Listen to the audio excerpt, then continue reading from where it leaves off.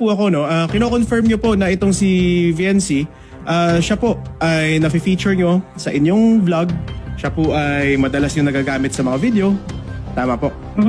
At siya po ay nila-love team nyo doon kay Alfredo. Alfredo. Yeah.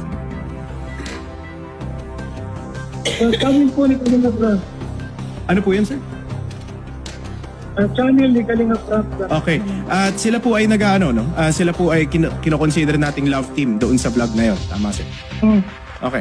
At naparating na ba po sa inyo ni VNC na ayaw niya na po ipagtuloy ang itong pag-feature nyo sa kanya dito sa vlog na to? Opo, sinabi naman sa amin niya. Ano po yung reaction nung sinabi niya po na ayaw niya na po? Wala problema po. Siyempre, rights po nila yun. Ayaw nila mag-vlog speed. So wala na po. So wala naman pong problema yon, rights nila yon. So pwede na siyang malayang tumigil dito nang walang Opo.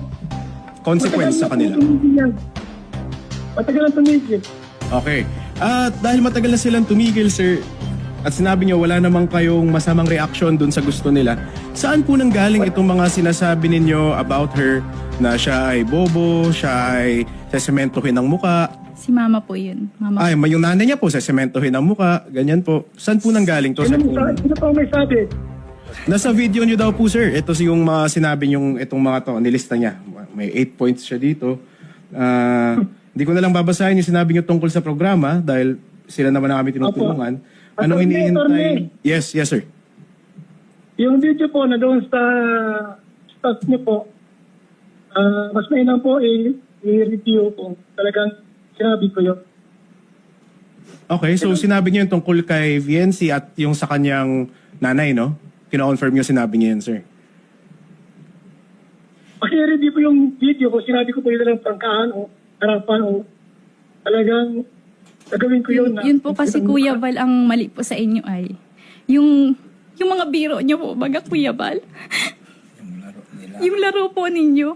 Alam po ninyong ikababash po ng pamilya ko pero tinutuloy nyo pa din po. Wala po kayong pakialam kasi beneficiary lang po ako eh. Tinutulungan nyo lang po ako.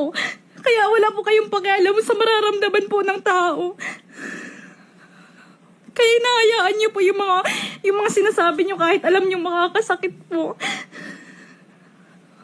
Arne, Sir, kausapin niyo muna po si VNC, sir, no? May sinasabi po kasi siya regarding dun sa inyong... May record po ako ninyo pero alam ko hindi po pwedeng ilabas yun dito. Kasi, privacy po natin yung pag-usap natin, yun lang po ay. Opo. Okay, so ano yung sinasabi mong hindi mo pwede ilabas? Or ano ba to? Yung record po ng pag-usap po namin na pinipilit niya po ako na bumalik po sa love team. Pero ang sinasabi naman ni Sir Val, no? Ikaw ay malayang pwede nang tumigil. Opo. Dito lang po niya yung dinaano. Pero yung sa mga content niya po, hindi niya po talaga tinitigilan yung pamilya ko. O paano kung ganito na lang, Sir Val, no? Quits na lang. Attorney. Titigil na lang siya. Magsalita muna. Yes, sir. Go ahead. Alam niyo po, di ako nag-content dyan. Walang nag-content na iba. Kasi si Dr. Love, director nila, nagko-content siya. Kinasagot ko lang po yun. Wala akong reaction na walang start.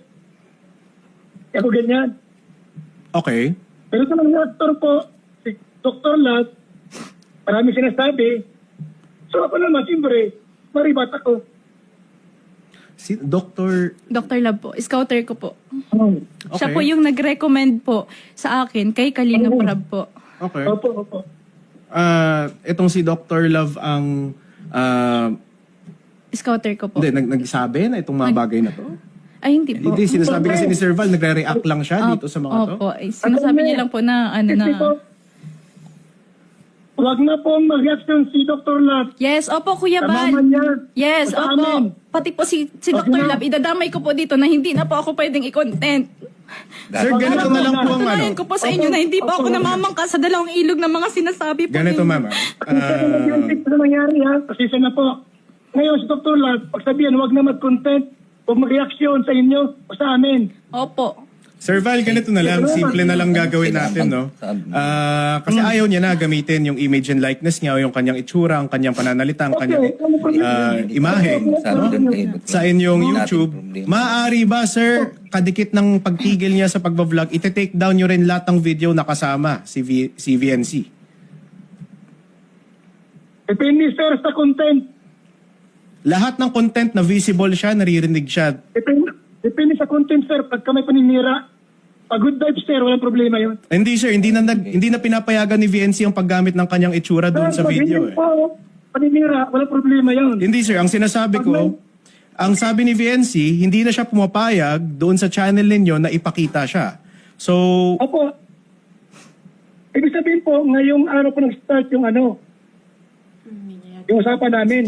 Hindi yung mga last na... hindi, sir, kasama po lahat kasi whatever happens, monetized po yun. Siya po, image and likeness niya po yun. Ito ay kanyang exclusive intellectual property dahil hindi niya naman to ibinigay sa kontrata sa inyo. So, Ito na po. Take down po. Okay, sige. Sige, sir. Kaya muna sa abogado ko kung pwedeng gawin. yes, sir, dapat gawin. No? Hindi lang sa pwede. By default, pwede siyang gawin. Dahil imahe nga po yun ni VNC. No? Otherwise, pwede rin naman tayo magkasunduan, pwede niyong bilihin sa kanya yung kanyang image and likeness. Di ba? For use doon sa mga videos na yon. Ano yun? Ipiliin.